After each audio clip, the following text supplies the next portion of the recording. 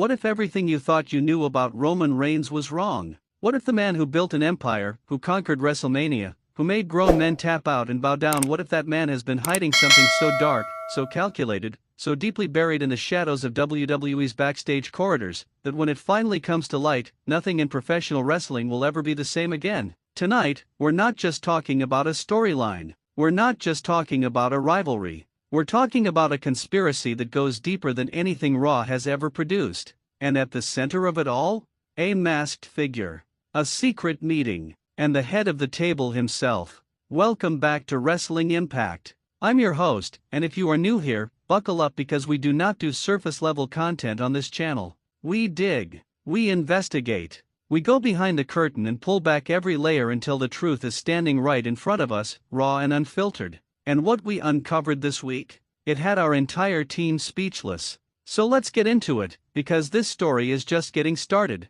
Let's set the scene. Monday Night Raw. The arena is electric, that specific kind of electric you can only feel when something unexpected is about to happen. The crowd is buzzing. Commentary is focused. The main event has already delivered fireworks. And then, just as the show appears to be winding down, the backstage camera catches something that nobody was supposed to see. Roman Reigns. Alone. Walking through a dimly lit hallway deep in the bowels of the arena. Now, if you know Roman Reigns, you know this isn't unusual. The tribal chief operates on his own schedule. He doesn't walk with the crowd. He walks ahead of it. But what happens next is what stops everything cold. From around a corner, a figure emerges. Tall, broad-shouldered, dressed in all black, and wearing a mask, not a wrestling mask, not something flashy or theatrical, but a smooth, featureless mask. No logos. No design. Just darkness covering a face that nobody was supposed to identify. And Roman Reigns does not flinch. He does not reach for a phone. He does not call for security. He simply stops, crosses his arms, and looks directly at this masked individual as if he was expecting them. The camera catches maybe 4 seconds of this before the feed is cut. 4 seconds. But 4 seconds was enough to send the internet absolutely nuclear. Now here's where this story gets genuinely fascinating. Because the immediate reaction from most people was to assume this masked figure was the same attacker who has been terrorizing superstars in the Raw locker room over the past several weeks. We've seen it. A string of unprovoked attacks, all happening in blind spots, all executed with a level of precision that suggests someone with real wrestling knowledge and elite physical conditioning. Nobody has been able to identify the attacker. Nobody has gotten close enough. And every time security gets involved, the figure vanishes almost as if they know the layout of these arenas better than the production team does. So when that camera footage drops and the wrestling world sees Roman Reigns standing face to face with the same masked individual, calm, composed, zero alarm on his face, the questions start flooding in. Was this a confrontation? Was this a meeting? Was this a warning? Or was this something even more unsettling, a collaboration? Let's think about this the way Roman Reigns would want us to think about it. Because that's what the tribal chief does. He's not reactive. He's strategic. Everything Roman does has a purpose. Every public appearance, every absence, every look, every word out of his mouth, it is all calculated. So when a man of that caliber is seen in a quiet corridor, alone, with a mysterious masked figure who has been assaulting people on Raw, and he looks completely unbothered, that tells a story all by itself. Now, I want to be fair here, because the wrestling world has a tendency to run with speculation and treat it as gospel. So let's play through the different possibilities, because each one is genuinely compelling. The first possibility is the one that most people jump to immediately. Roman Reigns is behind the attacks. The masked figure is his instrument, his weapon. Someone operating under his command the way that various members of the bloodline operated under his banner during that legendary faction run. This theory says that Roman, ever the chess player, has deployed this masked agent to soften up the locker room, to send a message, to create chaos, to destabilize the Raw landscape ahead of whatever Roman's next major move is going to be.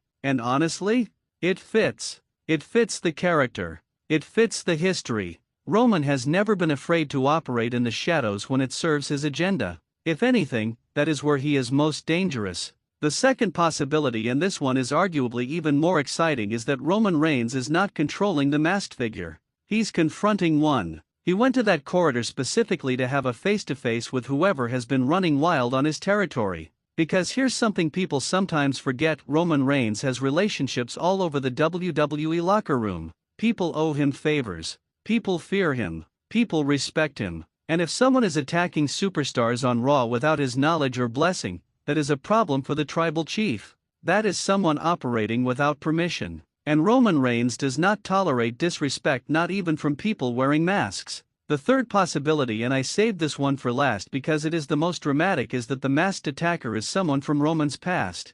Someone connected to the bloodline story in a way that hasn't been revealed yet. Someone who feels wronged. Someone who was left behind, cast out, or forgotten when the political winds changed inside that faction. Because if you think about the sheer number of people whose careers were impacted by the bloodline, who were elevated and then dropped, who were loyal and then discarded, the list of people with a genuine grudge is not short. And what better way to come back than from behind a mask? What better way to destabilize the man who once called himself the final boss than by turning his own tactics against him? Make him paranoid. Make him look over his shoulder. Attack the people around him. Force him into that quiet corridor for a secret conversation that was never supposed to see the light of day. Whichever version of this story is true, what we know for certain is this: Roman Reigns is involved. And when Roman Reigns is involved in anything on Monday Night Raw, the entire show shifts on its axis. Now let's talk about the in-ring dimension of this story, because that's where everything eventually has to land. Professional wrestling is, at its core, about what happens between those ropes. The stories matter because they make those moments inside the ring feel real, feel earned, feel like something worth caring about. And this particular story has the ingredients to produce one of the most emotionally charged matches Raw has seen in a very long time. Because think about who has been attacked. Think about the ripple effect those attacks have had on Raw's momentum. Think about the superstars who have been walking into arenas wondering if tonight is the night they become the next victim. That kind of psychological warfare doesn't just affect the people being attacked, it affects everyone. It creates an atmosphere of paranoia. It makes alliances feel unstable. It makes the locker room feel dangerous in a way that television cameras cannot fully capture. And now Roman Reigns, knowingly or unknowingly, is sitting right at the center of that atmosphere. He is the eye of this particular storm. Which means whoever steps up to challenge this narrative, whoever decides they have had enough and calls out both Roman and the masked figure, that person is going to need to be extraordinary.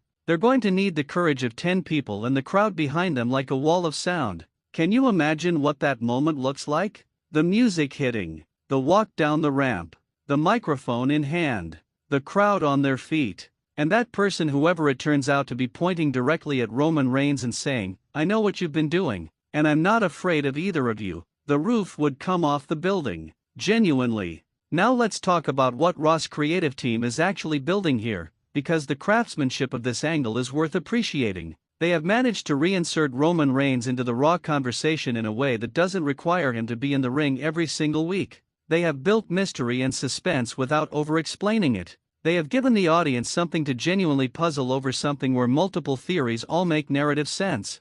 That is not easy to do in the era of social media, where everyone is online, everyone is speculating, everyone is trying to guess the ending before it happens. The masked attacker angle works precisely because it weaponizes the audience's own intelligence against them. Every theory they come up with, every logical conclusion they reach, the creative team can either confirm it for a satisfying payoff or subvert it for a shocking twist. And having Roman Reigns woven into the center of that mystery makes both options infinitely more dramatic. Because here's the thing about Roman Reigns as a character, and this is something that both his supporters and his critics would have to admit. He has earned the right to be involved in any storyline on any show at any time and have it feel completely believable. That is the result of years of consistent, committed character work. When Roman is in a scene, the scene matters. When Roman is involved in a mystery, the mystery feels significant. That kind of narrative authority is rare, and Raw is absolutely using it to their advantage here. The other thing I want to highlight is the masked figure themselves,